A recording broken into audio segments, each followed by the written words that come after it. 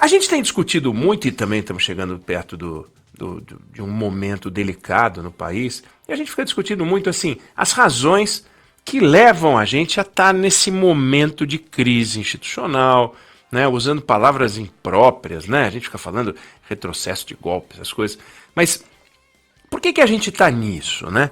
Já se discutiu, já teve muita gente que falou que a política, na política você tem, como no futebol, você tem adversário, né? Você tem aquele camarada que está num lado oposto ao seu, é seu concorrente, é seu rival, e você tem gente que trata isso como, em vez de ser adversário, inimigo, né? Na guerra você tem inimigo. O Hitler era inimigo, né? Hebreus e filisteus, né, eram inimigos, um povo do outro. Não eram adversários. Existe uma diferença muito grande. Palmeiras e Atlético Mineiro vão disputar a semifinal da Libertadores. Eles não são inimigos, eles são adversários. Estão em lados opostos, em campos opostos. O que caracteriza o adversário? Fazem a mesma coisa, querem o mesmo espaço, disputam o mesmo lugar. O inimigo não. O inimigo é uma pessoa nociva, é o seu desafeto, quer te prejudicar, quer te destruir, quer te ferir, quer te matar. Não é assim no futebol. Ou não deve ser. Em campo tem alguém que fica fazendo as regras, zelando pelo emprego das regras. Na política isso é um pouco mais delicado, porque no futebol, às vezes o empate interessa aos dois times, né, Débora? Mas na política só tem lugar para um vencer uma disputa. Mas uma disputa entre adversários, entre rivais, entre concorrentes. Aquele que ao final da eleição liga para o outro e diz, faça um bom governo. Mas a gente tem visto este clima, principalmente por parte do presidente Jair Bolsonaro, mas não só, mas principalmente por parte do presidente Jair Bolsonaro, que é de criar um ambiente de inimizades, onde ele passa a ter inimigos e não adversários. Já se falou muito sobre isso, né? Ele tem inimigos, não tem adversários. Ele escolhe inimigos, ele não escolhe adversários.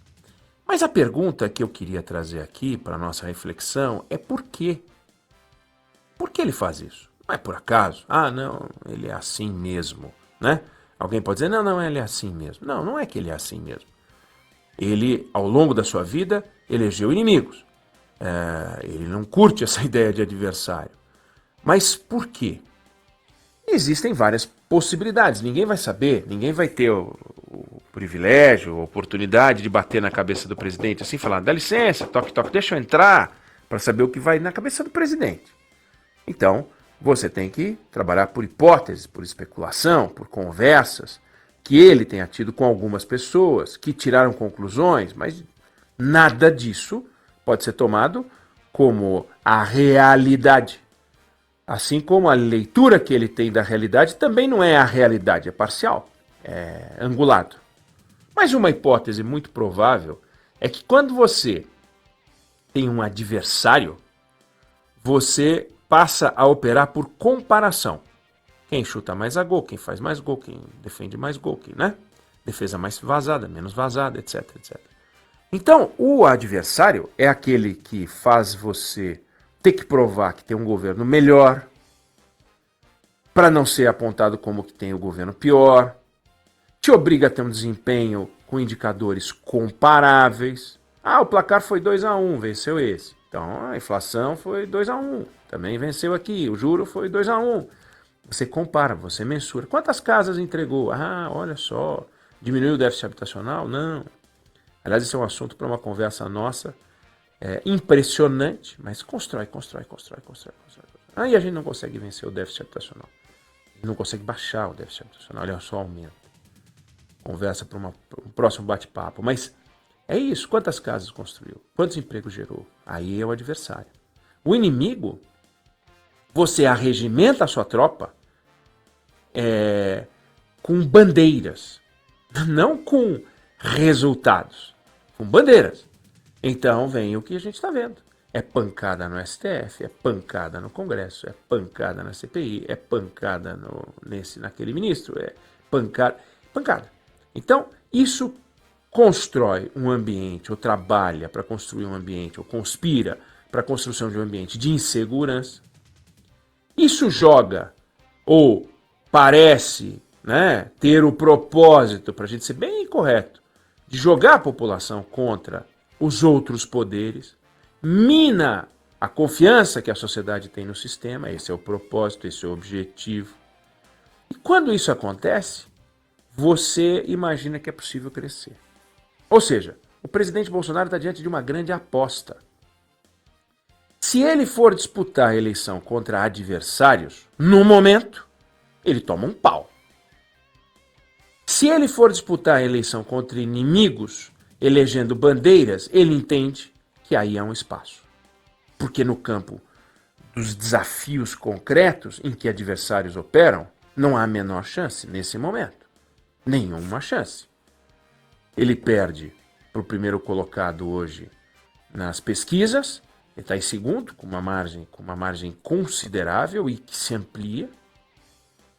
E contra qualquer um dos outros candidatos, a não ser aqueles que não são candidatos mais, como um apresentador de televisão que saiu, ele perde.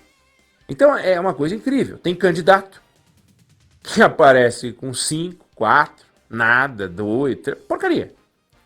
Portanto, não vai para o segundo turno se continuar assim. Mas se for, ganha do presidente Bolsonaro. Situação delicada. Situação em que ele fala, bom, é a hora de eu escolher mais os meus inimigos e começar a guerrear. Ele é um guerreiro. Ele não é um político. Ele não é aquele que tem uma conversa dentro de regras de convivência, porque ele sempre fez a vida dele à base de escolha de inimigos. Isso já deu para perceber. Mas a explicação é que eu queria trazer. A razão pela qual ele faz isso é que eu gostaria de compartilhar. Faz isso porque trabalhar como um adversário e contra adversários o obriga impreterivelmente a ter resultados. E os resultados deste governo até o momento são muito fracos na área econômica, muito fracos na área social e inexistem no campo político. É um governo mal avaliado pela população. Aí vão questionar as pesquisas e tal, aí de novo vem a história do inimigo. O inimigo é o Datafolha, o inimigo é a Globo, o inimigo é a imprensa, o inimigo é o TSE, o inimigo é o comunismo internacional, o inimigo é a urna, o inimigo são todos aqueles que não pensam como ele, porque com esse tanto de inimigo, quem sabe eu mantenho a minha tropa de 25, 28, 30%, sei lá, que é bastante, para me garantir no segundo turno. Se eu começo a falar, não, vamos discutir ideias, a reforma do imposto de renda, e o que ele vai fazer? Não tem reforma do imposto de renda. Não, então vamos discutir a reforma administrativa. Não tem. Não, o nosso programa de privatização, comparado com o dos programas anteriores, não tem privatização. Não tem. Nossa geração de governo, de emprego, foi a maior dos outros, não foi. Taxa de juros, a maior queda, não foi a maior queda. Também não é a menor inflação. A não ser que ele comece a se apropriar agora do resto, né? Se apropriar do que não é dele. Então, vou me apropriar também da produção agrícola, mas dizer que o governo está produzindo grão. O governo agora está botando boi no pasto. Não, mas nós demos. Não demos nada. O governo não dá nada. O campo é que dá, e dá um show. Tensão institucional, improdutividade econômica, incapacidade social, fraqueza política o obrigam, na visão dele, a eleger inimigos para, quem sabe, conseguir se reeleger.